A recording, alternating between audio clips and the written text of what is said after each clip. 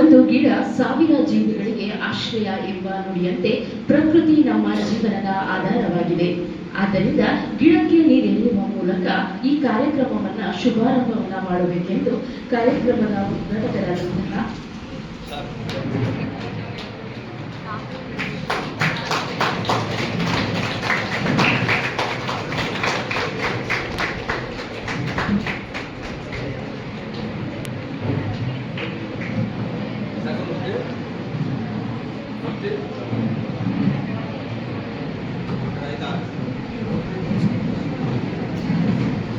MA ಸಾಹಿತಿಗಳು, ಸಂಘಟಕರು ಹಾಗೂ ಚುಟುಕು ಸಾಹಿತ್ಯ ಪರಿಷತ್ನ ಜಿಲ್ಲಾಧ್ಯಕ್ಷರಾದಂತಹ ನಾಡಂ ಶ್ರೀ ಬಾನಂ ಲೋಕೇಶ್ ಸರ್ ಅವರಿಗೆ ತಮ್ಮ ಪ್ರೇರಣಾದಾಯಕವಾದಂತಹ ಮಾರ್ಗದರ್ಶನ ನುಡಿಯಬೇಕೆಂದು ಕೇಳಿಕೊಳ್ತಾ ಇದ್ದೇನೆ ಸರ್.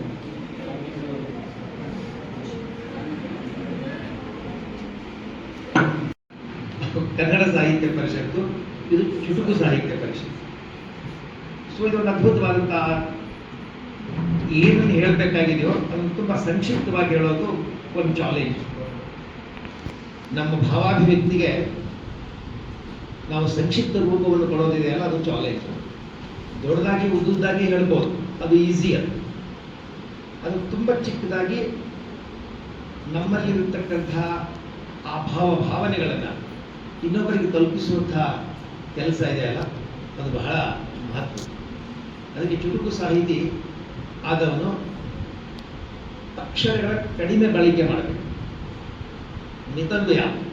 ಮಿತವ್ಯಯ ಅನ್ನುವಂತಹ ಲೆಕ್ಕಕ್ಕೆ ಸಾಹಿತಿ ತನ್ನನ್ನು ತಾನು ಅಳವಡಿಸಿಕೊಂಡಿರಬೇಕಾಗ್ತದೆ. ಹೀಗಾಗಿ ಕಥೆ, ಕವನ, ಕಾದಂಬರಿಗಳಿಗಿಂತಲೂ ಕೂಡ ಚುಟುಕು ಸಾಹಿತ್ಯಗಳು ಹೆಚ್ಚು ಪರಿಣಾಮಕಾರಿ. ಅವರು ಹೆಚ್ಚು ಪದಗಳನ್ನು ಬಳಸೋದಿಲ್ಲ, ಆದರೆ ಹೇಳಬೇಕಾದ್ರೆ ಬಹಳ ಚುರುಕಾಗಿ ಮುಟ್ಟಿಸ್ತಾರೆ. ಚುಟುಕು ಸಾಹಿತ್ಯ ಅಂದರೆ ಚುರುಕು ಸಾಹಿತ್ಯ. ಹೀಗಾಗಿ ಬಹಳ ವಿಸ್ತಾರದ ಅವಶ್ಯಕತೆ ಬೀಳೋದಿಲ್ಲ. ಸಾಮಾನ್ಯವಾಗಿ ಏನು ಹೇಳಬೇಕಾಗಿದೆಯೋ, ಏನು ಮಾಡಬೇಕಾಗಿದೆಯೋ ಅದು ಮಾಡ್ತಾರೆ ಚುಟುಕು ಸಾಹಿತ್ಯ. ಒಂದು ಸಂದರ್ಭ ನಮ್ಮ ಜ್ಞಾಪಕಕ್ಕೆ ಬರ್ತದೆ. ಒಂದು ಬೋಟ್ ಹೋಗ್ತಾ ಇರ್ತದೆ, ಹಡಗು ಹೋಗ್ತಾ ಇರ್ತದೆ, ಹಡಗು ಮಧ್ಯದಲ್ಲಿ ನಿಂತ್ಕೊಳ್ತದೆ. ಆವಾಗ ಎಲ್ಲರೂ ಕೂಡ ಪ್ರಯತ್ನ ಮಾಡ್ತಾರೆ, ಆಗೋದಿಲ್ಲ. ಎಕ್ಸ್ಪರ್ಟ್ಸ್ನೆಲ್ಲ ಕಳಿಸ್ತಾರೆ, ಅವ್ರು ಏನು ಮಾಡಿದ್ರು ಕೂಡ ಆಗೋದಿಲ್ಲ. ಕೊನೆಗೆ ತುಂಬ ಪರಿಣಿತನಾದಂಥ ಒಬ್ಬ ವ್ಯಕ್ತಿ ಬರ್ತಾನೆ. ಅವನು ನೋಡ್ತಾನೆ, ಆ ಹಡಗನ್ನೆಲ್ಲ ನೋಡ್ತಾನೆ, ಅಲ್ಲಿ ಮಷಿನ್ ನೋಡ್ತಾನೆ, ಎಂಜಿನ್ ನೋಡ್ತಾನೆ, ಯಾಕೆ ಏನು ಪ್ರಾಬ್ಲಮ್ ಆಗಿದೆ ಅಂತ ನೋಡ್ತಾನೆ. ಅವನಿಗೆ ಗೊತ್ತಾಗುತ್ತೆ. ಒಂದೇ ಒಂದು ಹ್ಯಾಮರ್ ತಗೊಂಡ್ಬಿಟ್ಟು ಅಲ್ಲಿ ಹೊಡಿತಾನೆ, ಆ ಸ್ಪಾಟಿಗೆ ಹೊಡಿತಾನೆ, ಅದು ರೀಸ್ಟಾರ್ಟ್ ಆಗುತ್ತೆ. ಆವಾಗ ಅವ್ರು ಹೇಳ್ತಾನೆ, ಇದಕ್ಕೆ ನೀವು $100 ಕೊಡಬೇಕಾಗ್ತದೆ. $100 ಕೊಡುವಷ್ಟು ಕೆಲಸ ಏನಿದೆ, ಬರೀ ಒಂದು ಸುದ್ದಿ ತಗೊಂಡು ಬರೀ ಅದು ಕೊಡ್ತಿದೆಯಲ್ಲ, ಅಷ್ಟಕ್ಕೆ $100 ಅಂತ. ಅಷ್ಟಕ್ಕೆ $100 ಅಲ್ಲ, ಹೊಡಿಲಿಕ್ಕೆ $100. ಎಲ್ಲಿ ಹೊಡಿಬೇಕು ಅಂತ ಗೊತ್ತಾಯ್ತಲ್ಲ, ಅದಕ್ಕೆ $100. ಇಷ್ಟೆಲ್ಲ ಜನ ಬಂದು ನೋಡಿ ಹೋದ್ರು ಎಕ್ಸ್ಪರ್ಟ್ಸು, ಅದ್ರಲ್ಲಿ ಗೊತ್ತಾಗಲಿಲ್ಲ, ಎಲ್ಲಿ ಹೊಡಿಬೇಕು ಅನ್ನೋದು ಗೊತ್ತಾಗಲಿಲ್ಲ. ಅದಕ್ಕೋಸ್ಕರ ಆ ಹೊಡೆಯುವಂಥ ಒಂದು ಪ್ರಕ್ರಿಯೆ ಇದೆಯಲ್ಲ, ಅದಕ್ಕೆ ನಾನು ದುಡ್ಡು ತಗೊಳ್ತಾ ಇಲ್ಲ. ಎಲ್ಲಿ ಹೊಡಿಬೇಕು ಅಂತ ಕಂಡು ಹಿಡಿದು ಹೊಡೆದ್ನೆಲ್ಲ ಸ್ಟಾರ್ಟ್ ಆಯ್ತಲ್ಲ, ಕೆಲಸ ಶುರು ಆಯ್ತಲ್ಲ, ಅದಕ್ಕೆ ದುಡ್ಡು. ಹಾಗೆ ಚುಟುಕು ಸಾಹಿತ್ಯ ಕೂಡ ಎಲ್ಲಿ ಹೊಡಿಬೇಕು ಅನ್ನೋದು ಚುಟುಕು ಸಾಹಿತ್ಯಕ್ಕೆ ಹೋಗುತ್ತೆ. ಸೊ ಅದು ಬಹಳ ಮಹತ್ವ. ಆ ನಿಟ್ಟಿನಲ್ಲಿ ಇವತ್ತು ಚುಟುಕು ಸಾಹಿತ್ಯ ಅನ್ನುವಂಥದ್ದು ಕರ್ನಾಟಕದಲ್ಲಿ ತುಂಬಾ ಜೋರಾಗಿ ಬೆಳೀತಾ ಇದೆ, ಬಹಳ ಬೆಳೀತಾ ಇದೆ. ಬಹಳ ಜನ ಚುಟುಕು ಸಾಹಿತ್ಯವನ್ನ ಕಟ್ಟೋದಕ್ಕೆ ಬಹಳ ಕೆಲಸ ಮಾಡ್ತಾ ಇದ್ದಾರೆ. ಅದರಲ್ಲೇ ನಮ್ಮ ಮೈಸೂರಿನ ಅರಸರು ಅವ್ರು ಬರಬೇಕಾಗಿತ್ತು ಇವತ್ತು. ಮೈಸೂರಿನಲ್ಲೂ ಕೂಡ ಸಾಕಷ್ಟು ಕಾರ್ಯಕ್ರಮಗಳನ್ನ ಅವ್ರು ಮಾಡ್ತಾ ಇರ್ತಾರೆ. ಇನ್ನೊಬ್ರು ರತ್ನ ಅಂತ, ಹಾಲಪ್ಪಗೌಡ್ರು ಅಂತ, ಅವರು ಬರಬೇಕಾಗಿತ್ತು. ಏನೋ ಅವರಿಗೆ ಪ್ರಾಬ್ಲಮ್ ಆಗಿದೆ, ಬಂದಿಲ್ಲ. ಹೀಗಾಗಿ ಅಲ್ಲಲ್ಲಿ ಈ ಚುಟುಕು ಸಾಹಿತ್ಯ ಉತ್ತರ ಕರ್ನಾಟಕ, ದಕ್ಷಿಣ ಕರ್ನಾಟಕ, ಆಗ್ನೇಯ ಕರ್ನಾಟಕ, ವಾಯುವ್ಯ ಕರ್ನಾಟಕ, ಈಶಾನ್ಯ ಕರ್ನಾಟಕ ಅನ್ನುವಂಥ ಭೇದ ಭಾವ ಇಲ್ಲದೆ ಎಲ್ಲ ಕಡೆನೂ ಕೂಡ ತುಂಬ ಚೆನ್ನಾಗಿ ಸಮೃದ್ಧವಾಗಿ ಬೆಳೀತಾ ಇದೆ. ಅದಕ್ಕೆ ಲೋಕೇಶ್ ಅವರು ಅಹರ್ನಿಶಿ ಪ್ರಯತ್ನ ಮಾಡ್ತಾ ಇದ್ದಾರೆ. ಬಹಳ ಅದ್ಭುತವಾದಂತಹ ಒಂದು ಬೆಳವಣಿಗೆ ಆಗ್ತಾ ಇದೆ. ಇತ್ತೀಚೆಗೆ ಅಲ್ಲಲ್ಲಿ ಇದರದ್ದು ಸಾಹಿತ್ಯದ ಜಾತ್ರೆ ಕೂಡ ಆಗ್ತಾ ಇದೆ, ಪರಿಷತ್ತಿನ ಜಾತ್ರೆಗಳು ಕೂಡ ಆಗ್ತಾ ಇದೆ. ನಾನು ಕೂಡ ಅನೇಕ ಕಾರ್ಯಕ್ರಮಗಳಲ್ಲಿ ಚುಟುಕು ಸಾಹಿತ್ಯ ಕಾರ್ಯಕ್ರಮದಲ್ಲಿ ಭಾಗವಹಿಸ್ತಾ ಇದ್ದೀನಿ. ನನಗೂ ಯಾಕೆ ಚುಟುಕಿನ ಬಗ್ಗೆ ತುಂಬ ಆಸಕ್ತಿ ಅಂದರೆ, ನಾನು ಕೂಡ ತುಂಬ ಹೇಳಬೇಕಾಗಿರೋದನ್ನ 2ನೇ ಲೈನ್ನಲ್ಲಿ ಬರೆಯುವಂಥ ಅಭ್ಯಾಸ ಮಾಡ್ಕೊಂಡಿದ್ದೆ. ನನಗೊಂದು ಅಭ್ಯಾಸ ಇರೋದ್ರಿಂದ ಏನು ತುಂಬ ಏನೊಂದು ಫಿಲಾಸಫಿ, ಒಂದು ದೊಡ್ಡ ಭಗವದ್ಗೀತೆ, ಒಂದು ಭಾಗವತ, ಒಂದು ಉಪನಿಷತ್ತು ಹೇಳುವಂತಹ ಫಿಲಾಸಫಿನ ಎರಡೇ ಮಾತಿನಲ್ಲಿ, ಎರಡೇ ಲೈನ್ನಲ್ಲಿ ಹೇಳಬೇಕು ಅನ್ನುವಂಥದ್ದು ನಮ್ಮ ಒಂದು, ನಮಗೆ ಯಾಕಂದ್ರೆ ಓದಲಿಕ್ಕೆ ಯಾರತ್ರ ಸಮಯ ಇಲ್ಲ, ಟೈಮ್ ಇಲ್ಲ ಯಾರತ್ರ. ಅದಕ್ಕೆ ನಮ್ಮ 2 ಲೈನ್ಸ್ ಆ್ಯಂಡ್ 3 ಲೈನ್ಸ್ ಸ್ಲೋಗನ್ಸ್ ಇವೆ. ಅವು ತುಂಬ ಫೇಮಸ್ ಆಗಿವೆ ಕರ್ನಾಟಕದ ತುಂಬ. ಒಂದಂತೂ ನೀವೆಲ್ಲ ಕೇಳಿಸ್ಕೊಂಡಿರ್ತೀರಾ, ಮಕ್ಕಳಿಗಾಗಿ ಆಸ್ತಿ ಮಾಡುವುದು ಬೇಡ, ಮಕ್ಕಳನ್ನೇ ಆಸ್ತಿಯನ್ನಾಗಿ ಮಾಡಿ. ಇದು ತುಂಬ ಪಾಪ್ಯುಲರ್ ಆದಂತಹ, ಎಲ್ಲರೂ ಕೂಡ, ನಮ್ಮ ಕಾಪಿರೈಟು ಕೂಡ ಇಲ್ಲ ಅದಕ್ಕೆ, ಎಲ್ಲರೂ ಕೂಡ ಧಾರಾಳವಾಗಿ ಈ ಮಾತನ್ನು ಬಳಸಿದ್ರೆ ಅದನ್ನು ಹೆಂಗೆ ವಿಶ್ಲೇಷಣೆ ಮಾಡ್ತೀರಾ ಅಷ್ಟು ಅರ್ಥ ಬರ್ತದೆ. ಇನ್ನೊಂದು ನಮ್ಮ ಸ್ಲೋಗನ್ ಇದೆ, ಕಾಡು ಪ್ರಾಣಿಗಳು ಕಾಡಿನಲ್ಲಿವೆ, ಕಾಡುವ ಪ್ರಾಣಿಗಳು ನಾಡಿನಲ್ಲಿವೆ.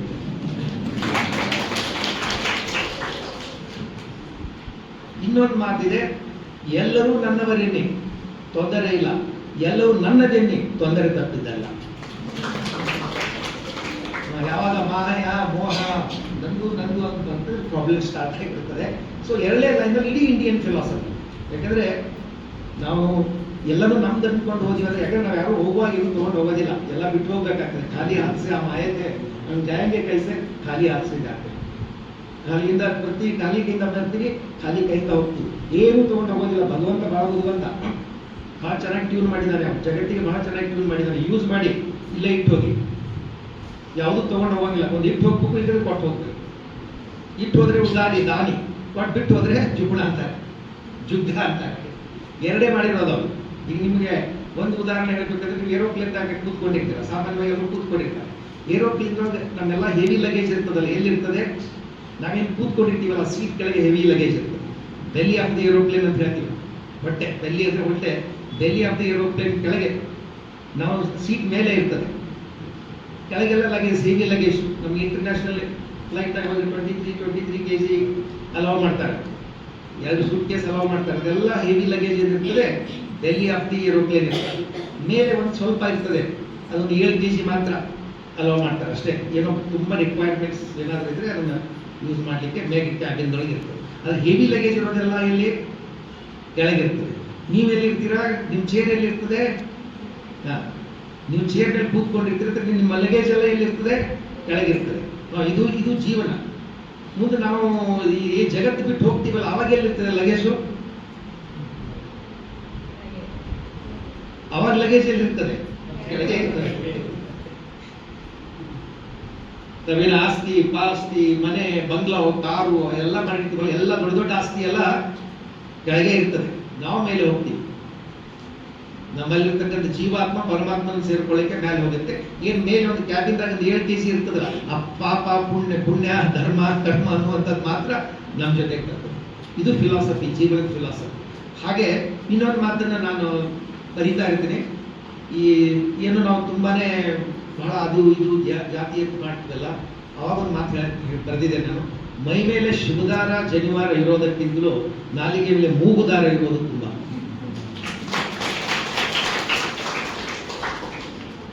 ಸಾಧನೆ ಮಾತನಾಡಬೇಕು, ಮಾತನಾಡುವುದೇ ಸಾಧನೆ ಆಗುತ್ತೆ. ಆಮೇಲೆ ಇನ್ನೊಂದು ಸಾಕಷ್ಟು ಬಂದಿದೆ, ಸುಮಾರು 10,000 ಮೇಲೆ ಆಗಿರ್ಬೋದು. ನಮ್ದೊಂದು ಶಿವದುಂದುಬಿ ಅಂತ ಪತ್ರಿಕೆ. ನಾನು ಸ್ವಲ್ಪ ಡಿಫ್ರೆಂಟ್ ಸ್ವಾಮಿ, ನನಗೆ ಯಾಕೆ ಸ್ವಾಮಿಗಳನ್ನ ಯಾಕೆ ಈ ಸಾಹಿತ್ಯ ಪರಿಷತ್ತಿ ಕಳಿಸಿದಾರೆ ಕೆಲವರು ಕ್ವಶನ್ ಮಾರ್ಕ್ ಇರ್ಬೋದು. ನಾನು ಸ್ವಲ್ಪ ಸಾಹಿತ್ಯ ಪರ ಸ್ವಾಮೀಜಿ, ನನ್ನನ್ನೇ ಅಕಾಡೆಮಿಕ್ ಸ್ವಾಮೀಜಿ ಅಂತ ಹೇಳ್ಬೋದು. ನಾನು ಅಕಾಡೆಮಿಕ್ ಸ್ವಾಮೀಜಿ, ನನಗೆ ಅಕಾಡೆಮಿಕ್ ನನ್ನ ಕರಿಯರು ಚೆನ್ನಾಗೇ ಇದೆ. ನಾನು 3 MA ಮಾಡಿದ್ದೇನೆ, ಸಂಸ್ಕೃತದಲ್ಲಿ PhD ಮಾಡಿದ್ದೇನೆ, ಗೋಲ್ಡ್ ಮೆಡಲಿಸ್ಟ್. ನಾನು ಆಮೇಲೆ LLB ಮಾಡಿದ್ದೇನೆ. ನಾನು 30-35 ವರ್ಷದ ಓದಿದ್ದೆ ನನ್ನ ಕೆಲಸ. ಸೊ ಇದೆಲ್ಲ ಅಭಿರುಚಿ ಇಟ್ಕೊಂಡು ನಾನು ಹೊರಗೆ ಬಂದಿದ್ದರಿಂದ ನನಗೆ ರಿಲಿಜನ್ಗಿಂತಲೂ ಸಾಹಿತ್ಯದ ಬಗ್ಗೆ ನನಗೆ ಆಸಕ್ತಿ. ನಾನು ದಿನಾಲೂ ಬರೀಬೇಕು. ನನಗೆ ಬಹಳ ಜನ ಕೇಳ್ತಾರೆ, ನೀವೇನು ಬರೀತಾನೆ ಇರ್ತೀರಂತ. ನನಗೆ ಬರೀದೇ ಅದೇ ಊಟ ನನಗೆ. ಸೊ ಅದು ಮಾಡಲೇಬೇಕು. ನಾನು ದಿನಾಲೂ ಏನಾದರೂ ಒಂದು ಹೊಸದನ್ನ ನಾನು ಹಾಕಲೇಬೇಕು ಹೊರಗೆ. ಅದು ಒಂದು ಶಾರದಾ ಕೃಪೆ, ಸರಸ್ವತಿ ಕೃಪೆಯಿಂದ ಬರುತ್ತೆ. ಹೀಗಾಗಿ ತುಮಕೂರಿನ ಹಿರೇಮಠ ಸ್ವಾಮಿಗಳ ಅಂಕಣಗಳು ಕೂಡ ಬಹಳ ಕಡೆ ಬರ್ತಾರೆ. ಬೋಧಿ ವೃಕ್ಷದಲ್ಲಿ ಒಂದು ರೆಗ್ಯುಲರ್ ಆಗಿ ಒಂದು ಅಂಕಣ ಬರ್ತದೆ. ಆಮೇಲೆ ಇದಕ್ಕಿಂತ ಮುಂಚೆ ಸಂಯುಕ್ತ ಕರ್ನಾಟಕದಲ್ಲಿ ನಾನು ಅಂಕಣಗಳು ಅದೇ ಒಂದು 5 ಪುಸ್ತಕ ಆಗಿದೆ. ಹೀಗಾಗಿ ಸ್ವಲ್ಪ ಟೋಟಲಿ ನನಗೆ ಸಾಹಿತ್ಯದ ಬಗ್ಗೆ ಬಹಳ ಇಷ್ಟ.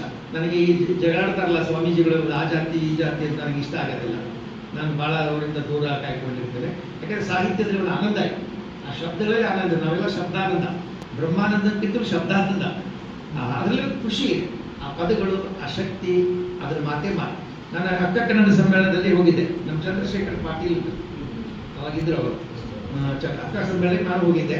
ಅವರು ಅಕ್ಕ ಸಮ್ಮೇಳನದೊಳಗೆ ಬಂದಿದ್ರು. ಅಂದ್ರೆ ಒಬ್ಬ ಚುಟುಕು ಎಷ್ಟು ಪರಿಣಾಮಕಾರಿ ಆಗಿರ್ತದೆ. ಅವತ್ತು ನಾನು ಕೂತ್ಕೊಂಡಿದ್ದೆ, ಅವರು ಚುಟುಕುಗಳು ಓದ್ತಾ ಇರುವಾಗ ಕೂತ್ಕೊಂಡಿದ್ದೆ. ಅವ್ರು ಸ್ವಲ್ಪ ಎಡಪಂಥಿ, ಎಡಚಲು ಅಂತ ನಾವು ಕರಿತೀವಿ.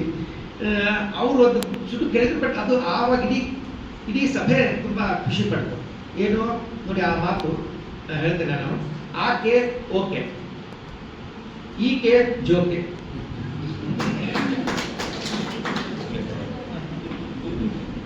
ನಾಲ್ಕೇ ಅಕ್ಷರ, ನಾಲ್ಕೇ ಪದಗಳು. ಆಕೆ ಓಕೆ, ಈಕೆ ಜೋಕೆ. ಎಷ್ಟು ಹೇಳಿದ್ರು ಅರ್ಥ, ಎಷ್ಟು ಅದ್ಭುತವಾದಂತಹ ಅರ್ಥ. ಆಮೇಲೆ ಗುಡ್ಡಿ ರಾಜ್ ಅವರು ಹೇಳ್ತಾರೆ, ಅದು ಬಹಳ ಫೇಮಸ್ ಆಗಿದೆ, ಈಗ ಎಲ್ಲರೂ ಅದನ್ನು ಬಳಸ್ತಾರೆ. ಮೈಕಿನ ಮುಂದೆ ನಿಂತ ಸಾಹಿತಿ ಮತ್ತು ಕನ್ನಡಿಯ ಮುಂದೆ ನಿಂತ ಇವತ್ತಿಗೆ ಇಲ್ಲ ಸಮಯ ಮಿತಿ ಅನ್ನುವಂಥ ಮಾತನ್ನು ಅವ್ರು ಹೇಳ್ತಾರೆ. ಅಂದ್ರೆ ಮೈಂಡ್ ಸೆಟ್ ಹೇಗಿದೆ ಅನ್ನೋದನ್ನ ಸಾಹಿತ್ಯಗಳು ಎಷ್ಟು ಚುರುಕು, ಅಂದ್ರೆ ಕಡಿಮೆ ಪದ ಬಳಕೆ, ಬಹಳ ಮಿತಬೇಕು, ಕಡಿಮೆ ಪದಗಳನ್ನು ಬಳಸಿ ಹೆಚ್ಚು ಅರ್ಥವನ್ನು ಕೊಡೋದು. ನಮ್ಮ ಸಂಸ್ಕೃತದಲ್ಲೂ ಕೂಡ ಅಷ್ಟೇ. ಅಹಂ ಬ್ರಹ್ಮಾಸ್ಮಿ ಅನ್ನುವಂಥ ಇದೇ ಒಂದು ಪದಕ್ಕೆ ನೀವು ಅದ್ಭುತವಾದಂಥ ಉಪನಿಷತ್ತು ಎಷ್ಟೋ ಜನ ವ್ಯಾಖ್ಯಾನ ಮಾಡ್ತಾರೆ, ಟೀಕೆ ಬರೀತಾರೆ. ಈ ರೀತಿಯಾಗಿ ಪದಗಳನ್ನು ಕಡಿಮೆ ಬಳಸಿ, ಅದಕ್ಕೆ ನಾವು ಸಂಸ್ಕೃತಕ್ಕೆ ಸೂತ್ರ ಅಂತ ಕರಿತೀವಿ, ಸೂತ್ರಗಳನ್ನು ಕರಿತೀವಿ. ಅವು ಬಹಳ ಕಡಿಮೆ ಆಗಿರ್ತವೆ, ಕಡಿಮೆ ಪದಗಳಿರ್ತವೆ. ನಮ್ಮ ಮಹೇಶ್ವರ ಸೂತ್ರಗಳನ್ನು ಬರ್ತಾರೆ ಸಂಸ್ಕೃತದಲ್ಲಿ, ಅಂತ. ಆ 14 ಪದಗಳ ಅಕ್ಷರಗಳಿಂದ ಇಡೀ ಪ್ರಪಂಚವನ್ನು ಕಟ್ಟುವಂತ ಕೆಲಸ ಆಗುತ್ತೆ. ಆದ್ದರಿಂದ ಚುಟುಕಿ ಸಾಹಿತ್ಯ ತುಂಬಾ ಪರಿಣಾಮಕಾರಿ ಸಾಹಿತ್ಯ ಅನ್ನುವಂಥದ್ದು ನನ್ನ ಗಮನಕ್ಕೆ ಬಂದಿದೆ. ಅದಕ್ಕೋಸ್ಕರ ಅದು ಬೆಳೀತಾ ಇರೋದು ನಮಗೆ ತುಂಬಾ ಖುಷಿ ಕೊಡ್ತಾ ಇದೆ. ನೀವೆಲ್ಲರೂ ವಿದ್ಯಾರ್ಥಿನಿಯರು ಸಾಹಿತ್ಯಾಸಕ್ತಿಯನ್ನು ಬೆಳೆಸ್ಕೋಬೇಕು. ಅಭಿರುಚಿ ಅಂದ್ರೆ ಒಳ್ಳೆ ಅಭಿರುಚಿಗಳನ್ನು ಬೆಳೆಸಬೇಕು. ಅದಕ್ಕೂ ಒಂದು ಮಾತು ಹೇಳ್ತಾ ಇರ್ತೀನಿ ನಾನು, ರುಚಿ ಕೆಟ್ಟರೆ ಸುಧಾರಿಸಬಹುದು, ಅಭಿರುಚಿ ಕೆಟ್ಟರೆ ಸುಧಾರಿಸಲಿಕ್ಕಾಗಬಹುದು. ರುಚಿ ಕೆಟ್ಟರೆ ಸುಧಾರಿಸಬಹುದು, ಅಭಿರುಚಿ ಕೆಟ್ಟರೆ ಸುಧಾರಿಸ್ಲಿಕ್ಕೆ ಆಗೋದಿಲ್ಲ. ಏನಾದರೂ ರುಚಿ ಸ್ವಲ್ಪ ಕಡಿಮೆ ಆದರೆ, ಉಪ್ಪು ಖಾರ ಹುಳಿ ಜಾಸ್ತಿ ಕಡಿಮೆ ಆದರೆ ಜಾಸ್ತಿ ಆದರೆ ನಾವು ಅದನ್ನು ಸರಿ ಮಾಡ್ಕೋಬಹುದು. ಆದ್ರೆ ಅಭಿರುಚಿ ಕೆಟ್ಟದ್ದು ಅಂತಂದ್ರೆ ನಾವು ಸುಧಾರಿಸ್ಲಿಕ್ಕೆ ಆಗೋದಿಲ್ಲ. ಅದಕ್ಕೋಸ್ಕರ ಹೆಚ್ಚು ಜನ ವಿದ್ಯಾರ್ಥಿನಿಯರಿದ್ದೀರಾ, ನಿಮ್ಮ ಒಂದು ಬದುಕಿನಲ್ಲಿ ನಿಮ್ಮ ಪಠ್ಯ ಸಿಲೆಬಸ್ ನೀವು ಓದ್ತೀರಾ. ಇನ್ನೇನು ಓದಬೇಕು ಅಂತ ಅದು ಇರ್ತದೆ, ಓದ್ತೀರಾ, that is must and should. But ಅದ್ರ ಜೊತೆನಲ್ಲಿ ಸಾಹಿತ್ಯ ರಚನೆಯನ್ನ, ಕವಿ ಕವನಗಳನ್ನು ಬರೆಯೋದನ್ನ, ಕಥೆಗಳನ್ನು ಬರೆಯೋದನ್ನ, ಲೇಖನಗಳನ್ನು ಬರೆಯೋದನ್ನ ನೀವು ರೂಢಿಸ್ಕೊಂಡ್ರೆ, ಈಗಲಿಂದಲೇ ರೂಢಿಸ್ಕೊಂಡ್ರೆ ನೀವು ಈ ನಾಡಿಗೆ ಒಂದು ದೊಡ್ಡ ಆಸ್ತಿ ಆಗ್ತೀರಾ. ಸಾಹಿತ್ಯದ ಒಂದು ವೈಶಿಷ್ಟ್ಯ ಏನು ಅಂದ್ರೆ, ಸಾಹಿತ್ಯ ಇರೋದಿಲ್ಲ, ಆದ್ರೆ ಸಾಹಿತ್ಯ ಯಾವಾಗಲೂ ಇರುತ್ತೆ. ಸಾಹಿತಿ ಇರೋದಿಲ್ಲ, ಆದ್ರೆ ಸಾಹಿತ್ಯ ಯಾವಾಗಲೂ. ಇವತ್ತು ಬೀಚಿಯವ್ರನ್ನ ನಾವು ಓದ್ತೀವಿ, ಬೀಚಿಯವ್ರನ್ನ ಓದ್ತಾ ಇರೋ ನಗ್ತಾನೆ ಓದ್ತಾ ಹೋಗ್ತೀವಿ. ಅವ್ರಿಲ್ಲ ಇವತ್ತು ನಮ್ಗಳ ಮಧ್ಯದಲ್ಲಿ. ಅಲ್ಲಿ ಬೀಚಿಯನ್ನು ಓದಿದಾಗ ನಮಗೆ ಅವ್ರು ಮುಂದೆ ಕೂತ್ಕೊಂಡು ಮಾತಾಡ್ತಾರೇನೋ ಅನ್ನುವಂತ ಇರ್ತದೆ. 800 ವರ್ಷಗಳ ಹಿಂದೆ ರಚಿಸಿದಂತ ಶರಣರ ವಚನಗಳು ಇವತ್ತು ನಮಗೆ ಆಗ್ತಾ ಅನ್ನಿಸ್ತವೆ. ಅವರಿಲ್ಲ ಇವತ್ತು, ಅವರಿಲ್ಲ, ಅವರು ಕಾಲಗರ್ಭದಲ್ಲಿ ಹೋಗಿದ್ದಾರೆ. ಆದರೆ ಅವರು ರಚಿಸಿದಂತ ಸಾಹಿತ್ಯ ಶಾಶ್ವತವಾಗಿರ್ತದೆ. ಸಾಹಿತ್ಯ ಅದಕ್ಕೆ ಜಂಗಮ ಕಳಿವಿಲ್ಲ ಅಂತ ಹೇಳೋದು. ಶರಣರು ಕೂಡ ವಚನಗಳು ನಮಗೆ ಯಾಕೆ ಆಪ್ತವಾದ, ಅವು ಚುಟುಕುಗಳೇ. ನನ್ನ ದೃಷ್ಟಿನಲ್ಲಿ ವಚನಗಳು ಕೂಡ ಚುಟುಕುಗಳೇ. ಅವೇನು ಲಾವಣಿ ಅಲ್ಲ, ಅವೇನು ಬೀಗಿ ಪದಗಳೆಲ್ಲ, ಚುಟುಕು. ಒಂದೇ ಒಂದು 4 ಸಾಲುಗಳಲ್ಲಿ ಅದ್ಭುತವಾದಂತಹ ಫಿಲಾಸಫಿಯನ್ನು ಕೊಡ್ತಾರೆ. ಬಸವಣ್ಣ ಕಳಬೇಡ ಕೊಲ್ಲಬೇಡ ಅನ್ನುವಂತಹ ನೋಡಿ, ಅದು ಇಡೀ ನೀತಿ ಸಂಹಿತೆ. ನಮ್ಮ ಸಂವಿಧಾನ ಹೇಳುವಂಥದ್ದು ಒಂದೇ ಒಂದು ವಚನ ನಮ್ಗೆ ಹೇಳ್ತದೆ. ನುಡಿದರೆ ನುಡಿ ಫಿಲಾಸಫಿ ಇದೆ, ಒಂದು ಕಡೆ ನಡೆ ಫಿಲಾಸಫಿ ಇದೆ, ಇನ್ನೊಂದು ಕಡೆ ನುಡಿ ಫಿಲಾಸಫಿ ಇದೆ. ಈ ರೀತಿಯಾಗಿ ವಚನಗಳು ಕೂಡ ಆ ಚುಟುಕು ಸಾಹಿತ್ಯದ ಒಂದು ಪರಿಮಿತಿಯಲ್ಲಿ ಬರ್ತವೆ ಅನ್ನುವಂಥ ಮಾತನ್ನು. ಹೆಸರು ಬೇರೆ ಇರ್ಬೋದು, ದೇವನೊಬ್ಬ ನಾಮ ಹಲವು ಅಂದಂಗೆ ಅದಕ್ಕೆ ನಾವು ಬೇರೆ ಬೇರೆ ಹೆಸರುಗಳು ಕೊಟ್ಟರು ಕೂಡ ಅವೆಲ್ಲವೂ ಕೂಡ ಚುಟುಕು ಸಾಹಿತ್ಯದ ಪರಿಧಿ ಮತ್ತು ಪರಿಮಿತಿನಲ್ಲಿ ಬರ್ತವೆ ಅನ್ನೋದು ನಮ್ಮ ಒಂದು ಅಭಿಪ್ರಾಯ. ಆ ನಿಟ್ಟಿನಲ್ಲಿ ಹಾಸನ ಜಿಲ್ಲೆಯಲ್ಲಿ ನೀವೆಲ್ಲರೂ ಕೂಡ ಅನೇಕ ದಿಗ್ಗಜ ಸಾಹಿತಿಗಳು ಈ ಒಂದು ಚುಟುಕು ಸಾಹಿತ್ಯವನ್ನು ಬೆಳೆಸೋದಕ್ಕೆ ಪ್ರಯತ್ನ ಮಾಡ್ತಾ ಇದ್ದೀರಾ. ಬಹಳ ಸಂತೋಷ. ಈ ಸಾಹಿತ್ಯ ಇನ್ನೂ ಪ್ರತಿಶಯವಾಗಿ ಬೆಳೀಲಿ ಅಂತ ನಾನು ಈ ಸಂದರ್ಭದಲ್ಲಿ ಹಾರೈಸ್ತಾ ಇದ್ದೀನಿ. ಆಮೇಲೆ ನಾಳೆ ಮಹಿಳಾ ದಿನಾಚರಣೆ ಇರೋದ್ರಿಂದ ವಿದ್ಯಾರ್ಥಿನಿಯರಿಗೆ ಯಾವಾಗಲೂ ಕೂಡ ನೀವು ನಿಮ್ಮ ಬಗ್ಗೆ ಇನ್ಫೀರಿಯಾರಿಟಿ ಕಾಂಪ್ಲೆಕ್ಸ್ ಇಟ್ಕೋಬಾರ್ದು. ಕಾಂಪ್ಲೆಕ್ಸ್ ನಲ್ಲಿ 3 ತರದ ಕಾಂಪ್ಲೆಕ್ಸ್ ಆಗಿದೆ. ಒಂದು ಸುಪೀರಿಯಾರಿಟಿ ಕಾಂಪ್ಲೆಕ್ಸ್, ಇನ್ನೊಂದು ಇನ್ಫೀರಿಯಾರಿಟಿ ಕಾಂಪ್ಲೆಕ್ಸ್, ಇನ್ನೊಂದು shopping complex. Inferiority complex, superiority complex to some extent it is excusable. ಆದ್ರೆ ಇನ್ಫೀರಿಯಾರಿಟಿ ಕಾಂಪ್ಲೆಕ್ಸ್ ಇದೆಯಲ್ಲ, ಇಟ್ ಈಸ್ ನಾಟ್ ಎಕ್ಸ್ಕ್ಯೂಸಬಲ್. ಅದರಿಂದ ಯಾರೂ ಕೂಡ ನನಗೇನಾಗುತ್ತೆ, ನನ್ನಿಂದೇನಾಗುತ್ತೆ, ನಾನು ತುಂಬಾನೇ ಏನು ಆಗದೆ ಇದ್ದವನು ಅನ್ನುವಂಥ ಈ ಇನ್ಫೀರಿಯಾರಿಟಿ ಕಾಂಪ್ಲೆಕ್ಸ್ ಬೇಡ. ಅನ್ನೋದನ್ನು ನಾನು ಎಲ್ಲ ವಿದ್ಯಾರ್ಥಿಗಳಿಗೆ ಹೇಳ್ತೀನಿ. ಒಂದು ಉದಾಹರಣೆ ನಾನು ಹೇಳಿಕ್ಕೆ ಇಷ್ಟಪಡ್ತೇನೆ. ನೀವು ಹೆಣ್ಮಕ್ಳು ತುಂಬಾ ಸ್ಟ್ರಾಂಗ್, ಆದ್ದರಿಂದ ನಮ್ಮ ದೇಶದಲ್ಲಿ ನಾರಿ ಪ್ರತ್ಯಕ್ಷ ದೇವತಾ ಅಂತ ಹೇಳಿ, ರಾಜ ಪ್ರತ್ಯಕ್ಷ ದೇವತಾ ಅಂತ ಕಾಲ ಇತ್ತು ಅಂತ, ಆದ್ರೆ ಈವಾಗ ನಾರಿ ಪ್ರತ್ಯಕ್ಷ ದೇವತಾ. ನಾವು ಯಾರಾದ್ರೂ ಅಬಲೆಯರು ಅಂತಂದ್ರೆ ಅವ್ರಿಗೆ ಹೇಳ್ತಾ ಇರ್ತೀನಿ, ಅವರಿಗೆ ಅಬಲೆಯರು ಅಂದ್ಬೇಡಿ, ಅಹೋಬಲೆಯರು ಅಂದ್ರೆ ಏನು ಅಂತ ಮಾತನಾಡ್ತಾ ಇರ್ತೀನಿ. ದೇ ಆರ್ ನಾಟ್ ಅಬಲಾಸ್, ದೇ ಆರ್ ಅಹೋಬಲಾಸ್ ಅಂತ. ಅದಕ್ಕೋಸ್ಕರ ಅದೊಂದು ಒಂದು ಉದಾಹರಣೆ ನಿಮ್ಗೆ ಹೇಳಿಕ್ಕೆ ಇಷ್ಟಪಡ್ತೇನೆ. ಬಿಲ್ ಕ್ಲಿಂಟನ್ ಅಮೆರಿಕಾದ ಅಧ್ಯಕ್ಷರಾಗಿರ್ತಾರೆ, ವೈಟ್ ಹೌಸ್ನಲ್ಲಿ ಇರ್ತಾರೆ. ಆವಾಗ ಅವ್ರ ಜನ ಬಂದು ಅವ್ರಿಗೆ ಒಂದು ಕಾರ್ಯಕ್ರಮಕ್ಕೆ ಇನ್ವೈಟ್ ಮಾಡ್ತಾರೆ, 60 ಕಿಲೋಮೀಟರ್ಸ್ ಫ್ರಮ್ ವಾಷಿಂಗ್ಟನ್.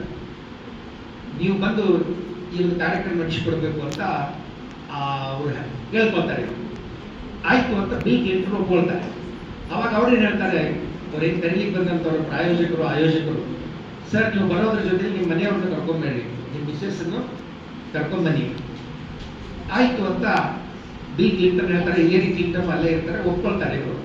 ಸೊ ಇನ್ನು 8 ದಿನದ ಮೇಲೆ ಅಲ್ಲಿ ಪ್ರೋಗ್ರಾಮ್ ಇರುತ್ತೆ. ಈ ಮಧ್ಯದಲ್ಲಿ ಹಿಲೇರಿ ಕ್ಲಿಂಟನ್ಗೆ ಒಂದು ಸಮಾಚಾರ ಸಿಗ್ತದೆ, ಒಂದು ಮೆಸೇಜ್ ಸಿಗ್ತದೆ. ಏನು ಅಂದ್ರೆ, ಹಿಲೇರಿ ಕ್ಲಿಂಟನ್ ಜೊತೆಗೆ ಅವಳು ಸ್ಕೂಲಲ್ಲಿ ಓದ್ತಾ ಇರುವಾಗ, ಕಾಲೇಜ್ನಲ್ಲಿ ಓದ್ತಾ ಇರುವಾಗ, ಸ್ಕೂಲ್ನಲ್ಲಿ ಓದ್ತಾ ಇರುವಾಗ ಒಬ್ಬ ಫ್ರೆಂಡ್ ಇರ್ತಾನೆ, ಕ್ಲಾಸ್ಮೇಟ್ ಅಥವಾ ಸ್ಕೂಲ್ ಮೇಟ್ ಅಂತ ಹೇಳ್ತೀವಿ. ಹಾಗೆ ಕ್ಲಾಸ್ಮೇಟ್ ಇರ್ತಾನೆ. ಅವನು ಇವ್ರೇನು ಪ್ರೋಗ್ರಾಮ್ ಹೋಗ್ತಿರ್ತಾರಲ್ಲ, ಆ ಹಾದಿನಲ್ಲೇ ಆ ರಸ್ತೆ ಪಕ್ಕದಲ್ಲೇ ಒಂದು ಪೆಟ್ರೋಲ್ ಬಂಕ್ ಇರ್ತದೆ. ಸೊ ಹೀಗಾಗಿ ಇವಳಿಗೆ ತುಂಬಾ ಬಾಲ್ಯ ಸ್ನೇಹಿತರು ಬಹಳ ಸಪೋರ್ಟ್ ಮಾಡಿರ್ತಾನೆ. ಒಳ್ಳೆ